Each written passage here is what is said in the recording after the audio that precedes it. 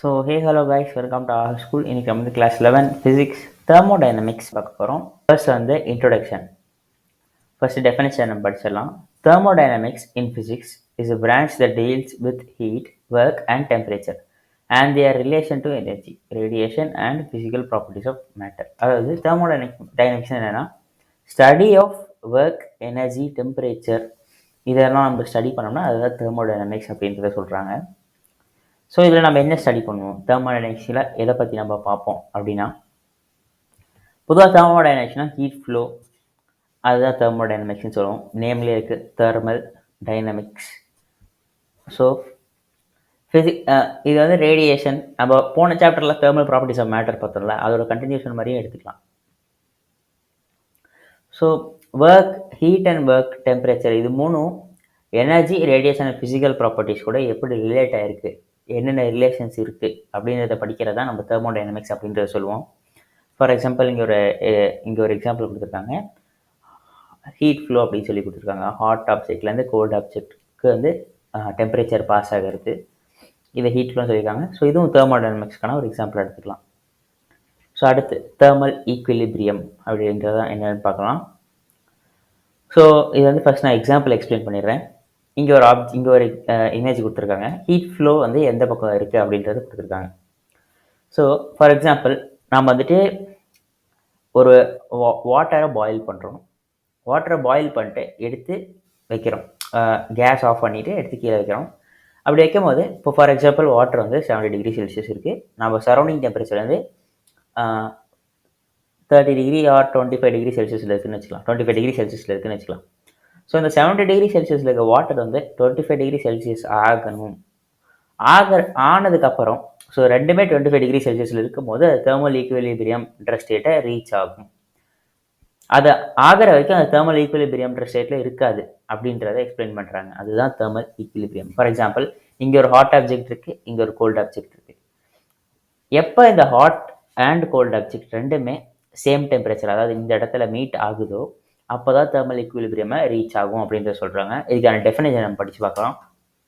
A system is said to be in thermal equilibrium when there is no temperature difference between system and surrounding.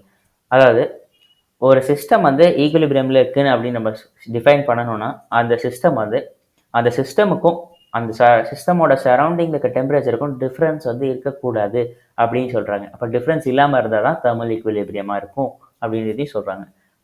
அதே தான். For example இன்னொரு example எடுத்துக்கலாம். நம்ம வந்து ஃப்ரிட்ஜிலேருந்து பால் எடுத்து வைக்கிறோம். ஃப்ரிட்ஜிலேருந்து நம்ம மில்க் எடுத்து வைக்கும்போது ஃபார் எக்ஸாம்பிள் மில்க் வந்துட்டு 5 டிகிரி செல்சியஸில் இருக்குது அப்படின்னு வச்சுக்கலாம். ஸோ 5 டிகிரி செல்சியஸ் இருக்க மில்க் நம்ம எடுத்து கீழே வைக்கிறோம். அப்போ வந்து ரூம் டெம்பரேச்சர், அதாவது 25 degree Celsius, 28 degree Celsius, 25 degree செல்சியஸே வச்சுக்கோம். அந்த 25 டிகிரி செல்சியஸ் ரீச் ஆனதுக்கப்புறம் தான் அது தெர்மல் ஈக்குவிலிபிரியமில் இருக்கும். 25 டிகிரி செல்சியஸ் ரீச் ஆகிற வரைக்கும் அது தெர்மல் ஈக்குவிலிபிரியம்ன்ற ஸ்டேட்டில் இருக்காது அப்படிங்கிறத டிஃபைன் பண்ணுறாங்க. இதுதான் தெர்மல் ஈக்குவிலிபிரியம். ஃபர்ஸ்ட் இதுக்கான டெஃபினேஷன் நம்ம பார்த்துடலாம். when a body A is in thermal equilibrium with another body B and also separately in thermal equilibrium with the body C, then body B and C will also be in thermal equilibrium with each other. So zeroth law of thermodynamics வந்து எதை base பண்ணியிருக்குன்னா thermal equilibrium base பண்ணி தான் இருக்குது. நம்ம போன பார்ட்டில் thermal ஈக்குவிலிபிரியம்னா என்னென்னு பார்த்தோம்னா அதை பற்றி இப்போ சிம்பிளாக நம்ம அதோட பார்த்துடலாம். ஸோ தெர்மல் ஈக்குவிலிபிரியம்னா என்னென்னா, ஃபார் எக்ஸாம்பிள் நம்ம ஒரு ஆப்ஜெக்ட் எடுத்துக்கிறோம். அந்த ஆப்ஜெக்ட் வந்து 60 டிகிரி செல்சியஸில் இருக்குது. ஆனால் ரூம் டெம்பரேச்சர் வந்து 25 டிகிரி செல்சியஸில் இருக்குன்னா within matter of time 60 degree செல்சியஸ்லேருந்து அந்த ஆப்ஜெக்ட் வந்து 25 டிகிரி செல்சியஸுக்கு மாறிடும். ஸோ 25 டிகிரி செல்சியஸுக்கு மாறினதுக்கப்புறம் ரூம் டெம்பரேச்சரும் அந்த ஆப்ஜெக்டோட டெம்பரேச்சரும் சேமாக இருக்கும். ஸோ இது மாதிரி சேமாக இருக்கும் போது அதை தான் தெர்மல் ஈக்குவிலிபிரியம் அப்படின்னு சொல்லுவோம். இதுக்கான லிமிடேஷன்ஸை நம்ம போன பார்ட்டில் பார்த்தோம். பார்ட் 1 பார்க்காதவங்க மறக்காமல் பார்ட் 1 பார்த்துட்டு வந்துடுங்க. ஸோ இன்றைக்கி இது இப்போ வந்து இதில் வந்து ஏபிசி அப்படின்னு 3 ஆப்ஜெக்ட் எடுத்துக்கலாம். ஏ ஆப்ஜெக்டும் பி ஆப்ஜெக்டும் தெர்மல் ஈக்குவிலிபிரியமில் இருக்குது.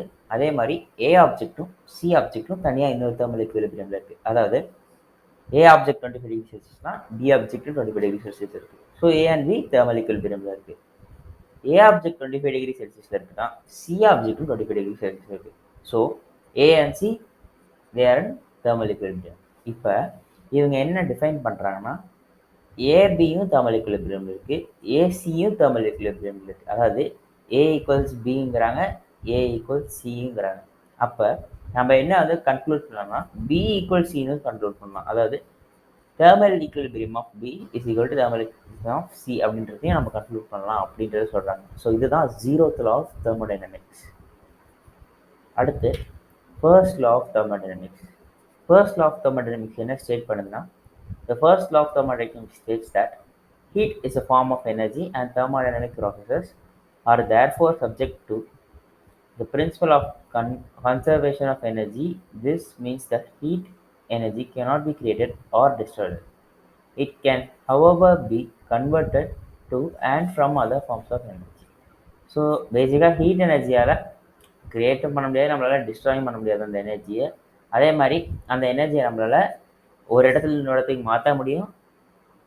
அது மட்டும் இல்லாமல் அதோட ஃபார்ம் எனர்ஜி ஃபார்மும் மாற்றலாம். அதாவது ஹீட் எனர்ஜிலேருந்து எலக்ட்ரிக்கல் எனர்ஜி மாற்றலாம், எலக்ட்ரிக்லேருந்து மெக்கானிக்கல் எனர்ஜி மாற்றலாம். இந்த மாதிரி நிறைய டைப்ஸ் ஆஃப் எனர்ஜியை மாற்றலாம். இதெல்லாம் பண்ணலாமோ தவிர அதை கிரியேட்டும் பண்ண முடியாது, டிஸ்ட்ராய் பண்ண முடியாது. இதெல்லாம் ஃபர்ஸ்ட் லா ஆஃப் தெர்மோடைனமிக்ஸில் ஸ்டேட் பண்ணுறாங்க. ஸோ ஃபார் எக்ஸாம்பிள் நம்ம ஸ்டீமே எடுத்துக்கலாம். ஸ்டீம் இன்ஜினுக்கு வந்து நம்ம கோல் போட்டு ஹீட் பண்ணுறோம். ஸோ ஹீட் எனர்ஜி நம்ம கொடுக்குறோம். ஹீட் எனர்ஜி வந்து என்னவா கன்வெர்ட் ஆகுதுன்னா எலக்ட்ரிக்கல் எனர்ஜியாக கன்வெர்ட் ஆகுது. கரெக்டாக ஃபர்ஸ்ட் வந்து மெக்கானிக்கல் எனர்ஜியாக கன்வெர்ட் ஆகுது. அதாவது இப்போ ட்ரெயின் ஓடுதுன்னா அதோட வீல் டர்ன் ஆகணும். ஸோ ரொட்டேஷனல் எனர்ஜினா மெக்கானிக்கல் எனர்ஜி எடுத்துக்கலாம். ஸோ கோல் வந்து ஹீட் ஆகுது. ஹீட் ஆகி அது வந்து ஹீட் எனர்ஜியாக போய் அந்த டர்பைனை ஸ்பின் பண்ணி அந்த பிஸ்டனை நவுத்தி பிஸ்டனுக்கு ஒரு ப்ரெஷர் கொடுத்து அங்கே ஒரு ஒர்க் நடக்குது இல்லையா? ஸோ அது வந்து ஒரு கோரிலேட் ஆகும். ஸோ அந்த ஒர்க் நடக்கும் போது இங்கே ஒரு மெக்கானிக்கல் எனர்ஜியாக அந்த ஹீட் எனர்ஜி ட்ரான்ஸ்ஃபார்ம் ஆகிருக்கு, அதாவது கன்வெர்ட் ஆகிருக்கு. ஸோ இப்போ இந்த மெக்கானிக்கல் எனர்ஜியை நம்ம வந்துட்டு டைனமோ மாதிரி யூஸ் பண்ணோம்னா அதை ஸ்டோர் பண்ண முடியும். ஒரு பேட்டரியிலையோ ஒரு செல்லையோ ஸ்டோர் பண்ண முடியும். ஸோ அந்த ஸ்டோர் பண்ண எனர்ஜியை திருப்பி நம்ம கரண்ட்டு கூட கனெக்ட், அதாவது ஒரு எலக்ட்ரானிக் ஐட்டம் ஃபார் எக்ஸாம்பிள் ஒரு பல்பு கூட கனெக்ட் பண்ணணும், அந்த பல்ப் எரியும். ஸோ இப்போ அது எலக்ட்ரிக் எனர்ஜியாக மாற்ற முடியுது. நம்ம ஸ்டோர் பண்ணப்போய் அது எலக்ட்ரிக் எனர்ஜியாக மாறிடுது. இப்போ எலக்ட்ரிக் எனர்ஜியாக கன்வெர்ட் ஆனதுக்கப்புறம் அந்த பல்பை திருப்பி நம்ம ஆன் பண்ணோம்னா அந்த பல்ப் க்ளோ ஆகும். அந்த பல்ப் சர்டன் அமௌண்ட் ஆஃப் ஹீட்டை ப்ரொடியூஸ் பண்ணும். So again electrical energy heat எனர்ஜியை மாறுது. ஸோ இது வந்து லூப் மாதிரி திருப்பி இதே தான் நடக்கும். அதாவது ஹீட் எனர்ஜிலேருந்து மெக்கானிக்கல் எனர்ஜி மாறி மெக்கானிக்கல்லேருந்து எலக்ட்ரிக்கல் மாறுது, எலக்ட்ரிக்கல்லேருந்து திருப்பி ஹீட் எனர்ஜியாகவே மாறுது. இது வந்து ஒரு நல்ல எக்ஸாம்பிளாகவும் நம்ம எடுத்துக்கலாம். ஸோ இதுதான் first law of thermodynamics. Specific heat capacity. Specific heat capacity அப்படின்னா என்ன? ஸோ ஸ்பெசிஃபிக் ஹீட் கெப்பாசிட்டி அப்படின்னு என்ன சொல்லுவாங்கன்னா இதோட definition படிச்சிடலாம். The quantity of heat required to change the temperature of a unit mass of the substance by 1 degree. இது வந்து இன்னும் specific heat capacity அப்படின்ற இன்னும் நம்ம அக்யூரேட்டாக சொல்லணும்னா the quantity of heat required to change the temperature of 1 gram of 1 gram of water by 1 degree அப்படின்றத இன்னும் நம்ம டீட்டெயிலாக சொல்லலாம். ஸோ என்ன மென்ஷன் பண்ணுறாங்கன்னா இது வந்து நம்ம ஒரு எக்ஸாம்பிள் வச்சு டிஃபைன் பண்ணலாம். ஸோ நம்ம வந்துட்டு 1 gram ஆஃப் வாட்டரை 1 degree heat 1 degree temperature increase பண்ணணும்னா எவ்வளோ ஹீட் தேவைப்படும் அப்படின்றத கண்டுபிடிக்கிறது தான் ஸ்பெசிஃபிக் ஹீட் கெப்பாசிட்டி அப்படின்றத சொல்கிறாங்க. So for example 1 kg of வாட்டரை எடுத்துக்கலாம். 1 kg ஆஃப் வாட்டரை நம்ம 10 degree ஹீட் பண்ணுறோம்னு வச்சுக்கலாம். அந்த மாதிரி நம்ம எவ்வளோ ஹீட் கொடுத்தா எந்த அளவுக்கு டெம்பரேச்சர் இன்க்ரீஸ் ஆகுது அதை வந்து கால்குலேட் பண்ணுறது தான் ஸ்பெசிஃபிக் ஹீட் கெப்பாசிட்டி அப்படின்றத சொல்கிறோம். ஸோ அடுத்து தெர்மோடைனமிக் ப்ராசஸ் மொத்தம் 6 ப்ராசஸ் இருக்குது. ஸோ ஃபர்ஸ்ட் ப்ராசஸ் வந்து quasi static process. So quasi static ப்ராசஸ்னா என்ன? A process in which the system is in thermodynamic equilibrium with the surrounding is known as a quasi-static process at each moment. So ஒரு system வந்து thermal ஈக்குவலிபிரியமில் இருந்தாவே அது வந்து quasi-static ப்ராசஸ்ங்கிறாங்க. எல்லா மூமெண்ட்லையுமே அது இருக்கிற ஒவ்வொரு மூமெண்ட்டுமே தெர்மோடைனமிக் ஈக்குவலிபிரியமில் இருக்கிற ஒவ்வொரு மூமெண்ட்டுமே அது வந்து குவாசி-ஸ்டாட்டிக் ப்ராசஸ் அப்படின்றத சொல்கிறாங்க. அடுத்து isothermal process. Isothermal process is a thermodynamic process in which temperature remains constant. So இந்த thermodynamic process வந்து அதாவது ஐசோதெர்மல் ப்ராசஸ் வந்து டெம்பரேச்சர் எப்பவுமே கான்ஸ்டன்டாகவே இருக்கும். அந்த ஆப்ஜெக்டோட டெம்பரேச்சர் கான்ஸ்டன்டாகவே இருக்கும், அதாவது எப்பவுமே கான்ஸ்டன்டாக இருக்கும். அதுதான் ஐசோதெர்மல் ப்ராசஸ் அப்படின்னு சொல்கிறாங்க. ஸோ அடுத்து வந்து கிட்டத்தட்ட தெர்மல் ஈக்குவலிபிரியம் தான், ஆனால் இது கான்ஸ்டன்டாகவே இருக்கும். அடுத்து adiabatic process. Adiabatic process is a thermodynamic process in which no heat is exchanged between system and the surrounding. So பொதுவாக ஹீட் எக்ஸ்சேஞ்ச் ஆச்சுன்னா என்னன்னா, இப்போ ஃபார் எக்ஸாம்பிள் ஒரு காஃபி ஸோ வந்து 70°C இருக்கு. அது சரௌண்டிங் அதாவது 25°C வச்சோம்னா 75°C வந்து 25°C மாறிடும். அந்த மாதிரி மாறாம இருந்தா அதுதான் அடியாபேட்டிக் ப்ராசஸ் அப்படின்றத சொல்றாங்க. ஸோ ஹீட் வந்து இப்போ எக்ஸ்சேஞ்சே ஆகாது அப்படின்றத சொல்றாங்க. அதாவது டிரான்ஸ்ஃபர் ஆகாது, சரௌண்டிங் கூட இன்ட்ராக்ட் ஆகாது அப்படின்றத சொல்றாங்க. ஸோ அதுதான் அடியாபேட்டிக் ப்ராசஸ். அடுத்து ஐசோசோரிக் process. Isoporic process, the change in the volume of thermodynamic system is zero. Volume change is zero, so the work done is zero. So, isoporic process அப்படின்னா volume ஒரு சிஸ்டமோட volume thermodynamic volume thermodynamic சிஸ்டமோட volume வந்து change change ஆகாமல் இருக்குது. அதாவது ஜீரோவில் இருந்ததுன்னா அதுதான் ஐசோபோரிக் ப்ராசஸ் அப்படிங்கிற சொல்கிறாங்க. ஸோ சேஞ்ச் ஜீரோவாக இருந்தால் கண்டிப்பாக ஒர்க் டன்னும் ஜீரோவாக தான் இருக்கும். ஏன் ஒர்க் டன் ஜீரோவாக இருந்தால் தான் சேஞ்ச் நடக்காது. ஸோ சேஞ்ச் ஜீரோ அப்படின்னு சொல்கிறாங்க. ஸோ இதுதான் ஐசோபோரிக் ப்ராசஸ். ஸோ பொதுவாக நம்ம ஆப்ஜெக்ட்ஸ்லாம் ஹீட் பண்ணும்போது வால்யூம் வந்து கண்டிப்பாக சேஞ்ச் ஆகுது. அடுத்து isobaric process. The pressure remains constant during isobaric process. So isobaric ப்ராசஸில் ப்ரெஷர் வந்து கான்ஸ்டண்ட்டாக இருக்கும் அப்படின்றத சொல்லணும். அதுதான் ஐசோபேரிக். ஸோ மாலிகுல்ஸ்னால ப்ரெஷர் நிறைய இருக்கும்ல, அந்த ப்ரெஷர் வந்து கான்ஸ்டண்ட்டாக இருக்கும் அப்படின்றத சொல்கிறாங்க. அதுதான் ஐசோபேரிக் ப்ராசஸ் அப்படின்றத டிஃபைன் பண்ணுறாங்க. அடுத்து cyclic process. Cyclic process is a process in which the final state of the system is equal to the initial state. So cyclic process அப்படின்னா என்ன சொல்கிறாங்கன்னா, ஒரு ஒரு சிஸ்டமோட ஃபைனல் ஸ்டேட்டும் இனிஷியல் ஸ்டேட்டும் ஈக்குவலாக இருக்கும் அப்படின்றத சொல்கிறாங்க. ஃபார் எக்ஸாம்பிள் ஸ்டேட்னா இப்போ ஒரு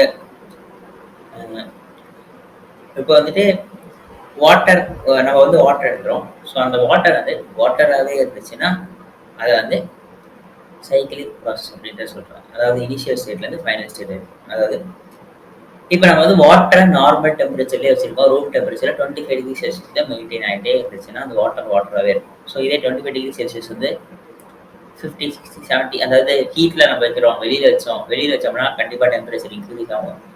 ஸோ வெயில் அடிச்சதுன்னா திருப்பி வாட்டர் எவாப்ரேட் ஆகும். ஸோ எவாப்ரேட் ஆகி கேஸ் ஆகுது. அந்த மாதிரி கேஸ் ஆகாமல் இருந்துச்சுன்னா, அதாவது சரௌண்டிங் டெம்பரேச்சர் எல்லாமே சேமாக ஈக்குவலாக இருந்துச்சுன்னா எந்த சேஞ்சும் கண்டிப்பாக ஆகாது. ஸோ அதுதான் சைக்கிளிக் ப்ராசஸ் அப்படின்றத சொல்கிறாங்க. ஃபர்ஸ்ட் வந்து செகண்ட் லா ஆஃப் தெர்மோடைனமிக்ஸ் பார்க்கலாம். ஃபர்ஸ்ட் அதோட டெஃபினிஷன் பார்த்துடலாம். The second law of thermodynamics states that any spontaneously occurring process will always lead to an escalation in the entropy of the universe. In simple words, the law explains that an isolated system entropy will never decrease over time. அதாவது இதுக்கு வந்து ஒரு example எடுத்துக்கலாம். So இப்போ water வந்து higher கான்சன்ட்ரேஷன்லேருந்து lower concentration தான் move ஆகும். ப்ரெஷரும் அதே மாதிரி தான் ஹையர் கான்சன்ட்ரேஷன்லேருந்து லோவர் கான்சன்ட்ரேஷன் எப்பவுமே பேலன்ஸ் பண்ணுறதுக்கு ட்ரை பண்ணணும். ஸோ ஹீட் அதே மாதிரி தான் ஹையர் டெம்பரேச்சர்லேருந்து லோவர் டெம்பரேச்சருக்கு ட்ரான்ஸ்ஃபர் ஆகும். ஸோ இந்த மாதிரி நிறைய லாஸ் இருக்கும். ஸோ இதெல்லாமே டிஸார்டர்ஸ் ஆஃப் நேச்சர் அப்படின்றத சொல்கிறாங்க. அதுதான் என்ட்ரோபி. என்ட்ரோபினா டிஸார்டர் ஆர்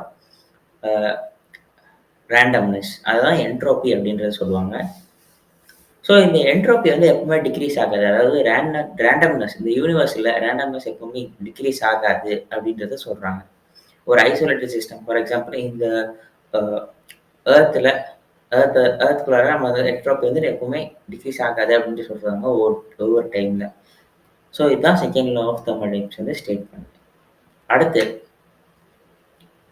அடுத்து வந்துட்டு நம்ம ரிவர்சிபிள் அண்ட் இர்ரிவர்சிபிள் ப்ராசஸ் பற்றி பார்க்கலாம். So first reversible process. பொதுவாக ரிவர்சிபிள் ப்ராசஸ் என்ன? இப்போ நம்ம வந்துட்டு சேஞ்ச் ஆஃப் ஸ்டேட்டே எடுத்துக்கலாம்.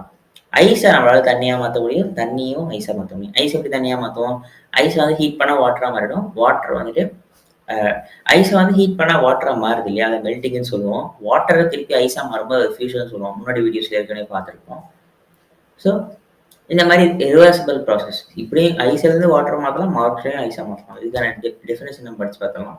Reversible processes occur when a system returns to its original state after being disturbed. So ஒரு சிஸ்டம் வந்து ஒரிஜினல் ஸ்டேட், அதாவது திருப்பி அதோட ஒரிஜினல் ஸ்டேட்டுக்கே வர முடிஞ்சா அதுதான் ரிவர்சிபிள் ப்ராசஸ் அப்படின்றத சொல்கிறாங்க. இதுக்கான ஒரு நல்ல எக்ஸாம்பிள் வந்து ஐஸை மெல்ட் பண்ணுறது ஒரு நல்ல எக்ஸாம்பிள். அப்படின்னு சொல்றாங்க. இதே மாரி வாட்டர எவாப்பரேட் பண்றோம். எவாப்பரேட் பண்ண வாட்டர் வந்து திருப்பி நம்ம கேஸ் ஃபார்முக்கு போயிரும். கேஸ் ஃபார்ம் போன வாட்டர வந்து நம்ம கரெக்ட்டா கன்டெயின் பண்ணி வச்சோம்னா, திருப்பி அது வந்து கண்டென்ஸ் ஆகி வாட்டரா மாறிடும். ஸோ இதுவும் ஒரு ரிவர்சிபிள் ப்ராசஸா எடுத்துக்கலாம். ஸோ அடுத்து என்னன்னா, இர்ரிவர்சிபிள் ப்ராசஸ்னா என்ன? Irreversible processes cannot be reversed or at least cannot be reversed without the great expense of time and money. So irreversible ப்ராசஸ்னா ரிவர்ஸ் பண்ணவே முடியாது. அதாவது அ இங்க ஒரு இமேஜ் குடுத்துருக்காங்கல்ல அது மாரி. இப்ப நம்ம வந்து வுட்டன் பிளாக்ஸ் வச்சு ஃபயர் ஸ்டார்ட் பண்ணி பர்ன் பண்றோம். Carbon di oxide and water vapour வெளில வரும். ஆக்ஸிஜன் இன்டேக்கா எடுத்துக்கும். இத வந்து பர்ன் பண்ணும். ஸோ இப்படி பர்ன் ஆனதுக்கப்புறம் நமக்கு எண்டுல கோல் மட்டும் தான் இருக்கும். கரி மட்டும் தான் இருக்கும். நமக்கு வந்து இந்த வுடன் பிளாக்ஸ் எல்லாம் இருக்காது. ஸோ இது வந்து திருப்பி அந்த கோல வுடன் பிளாக்ஸா மாத்த முடியுமான்னா மாத்த முடியாது. அப்படின்றது தான் நம்மளோட கன்க்ளூஷன். ஸோ இதுதான் இர்ரிவர்சிபிள் ப்ராசஸ். இதுக்கான இன்னொரு எக்ஸாம்பிள் என்னன்னா, ஃபார் எக்ஸாம்பிள் நம்ம வந்துட்டு இன்ஜின் எடுத்துக்கலாம். நம்ம பெட்ரோல் போடுறோம், கார் ஓட்டுறோம். ஸோ அப்ப வந்து பெட்ரோல் பர்ன் பண்ணி தான் இன்ஜின் ரன் ஆகும். இப்ப இந்த பெட்ரோல் பர்ன் ஆன பெட்ரோல் திருப்பி கொண்டு வர முடியுமா? கொண்டு வர முடியாது. ஸோ இதுவும் ஒரு இர்ரிவர்சிபிள் ப்ராசஸ்க்கான ஒரு எக்ஸாம்பிள் தான்.